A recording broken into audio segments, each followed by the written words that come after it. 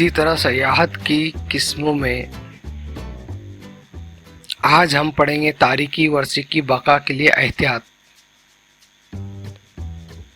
عزیز طلبہ، ہمارے ملک میں بہت ساری تاریخی عمارتیں ہیں آج بھی جیسی کی ویسی ہے۔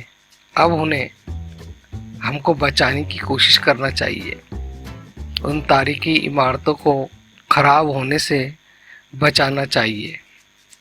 اسی طرح کچھ تاریخی عمارتوں کی دیواروں پہ ہم عبارتیں لکھ لیتے ہیں، جس سے باہر کے سیاح دیکھ کر عجیب و غریب مذاکرات کرتے ہیں۔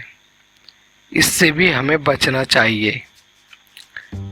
اسی طرح ہمارے علاقے میں جو تاریخی عمارتیں ہیں، ایلورا، اجنتا کی یا تاج محل، چار مینار، ایسی عمارتوں کو بھڑکدار رنگوں سے رنگنا نہیں چاہیے۔ جیسے حالت میں پہلے کے دور میں تھے، موجودہ دور میں بھی ویسے ہی اسے رکھنا چاہیے۔